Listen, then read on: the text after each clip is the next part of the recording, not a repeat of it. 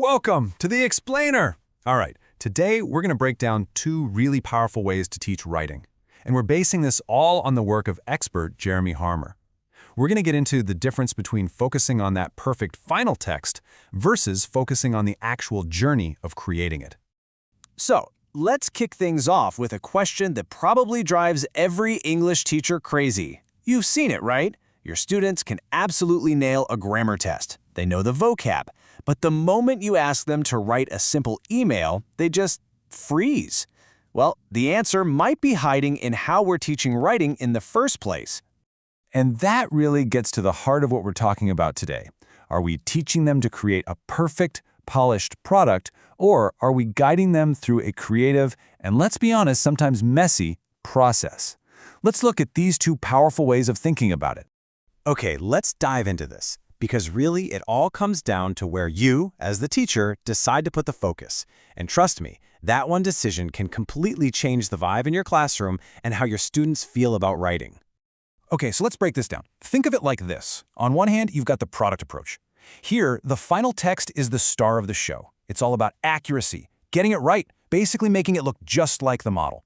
But on the other hand, you have the process approach. And here, the writer's journey is the hero. It's not about the perfect destination. It's about how you get there. The brainstorming, the false starts, all of it. All right, first up, let's take a closer look at the product-based approach. This is probably the one most of us are familiar with from our own school days, right? It's the more traditional way of doing things. So the whole idea here is that students are focused on the end result. What should this piece of writing look like? What are the right words? What's the correct structure? It's really all about imitation and getting it right. It's about matching the model. And the path to get there is super clear, almost like a recipe. Step 1, you analyze a good example, like a formal letter. Step 2, you do some controlled practice, maybe some fill-in-the-blanks with key phrases. And then, Step 3, you take everything you've learned and build your own version. Kind of like using a blueprint. It's very structured, very supportive.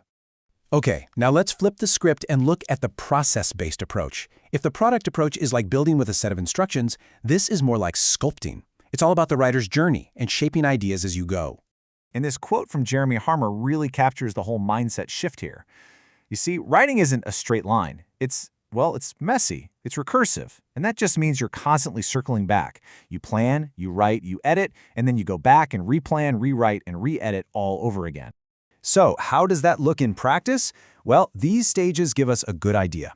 First, you've got planning, just getting ideas on paper. Then comes drafting, writing a first version without stressing about perfection. After that, you get to the really important part, editing and revising, which can be done alone or with friends. And only after going through that loop, maybe a few times, do you create a final version. And this visual just says it all, doesn't it? It's not a ladder you climb step by step. It's a cycle. You might be in the middle of drafting something and have a great new idea, so you jump back to the planning stage. Or you're editing and realize a whole section needs a rewrite. It's all about that fluid, constant movement. Okay, so that's the theory. But how does this actually play out in a real classroom with real students? Let's get practical and look at some examples for different levels, A2 and B1, to see how this works. Okay, let's start with an A2 level student, so, elementary level. The task is a simple invitation email. Now look at where the time goes. Almost all the class time is spent on that first stage, analyzing the model. And that makes perfect sense, right? At this level, they need that safety net, that clear blueprint. The actual writing part at the end, it's pretty quick because all the hard work was done up front. But now, check this out. We move up to a B1, or intermediate student, and the task is to describe a holiday. The time focus is almost the complete opposite. The bulk of the class isn't spent looking at a model, it's spent on generating ideas, writing that first messy draft, and then, and this is so important, working with their classmates to give and get feedback. Here, the process of writing is the main activity. So what's the verdict? Which one is better?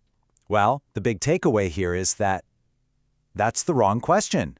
It's not about product versus process. The source material is super clear on this. The best teachers have both of these in their toolkit and know exactly when to use each one. Think of this table as your handy guide. Got an exam coming up with a really specific writing task? The product approach is going to be your best friend. But if your goal is to help students get their ideas flowing and build their confidence, you're going to want to lean into the process approach. And look at how your role as a teacher changes, from being the expert with the red pen to being a guide and a facilitator. It's a huge shift. So the next time you sit down to plan a writing lesson, here's the question to ask yourself. What's my real goal here?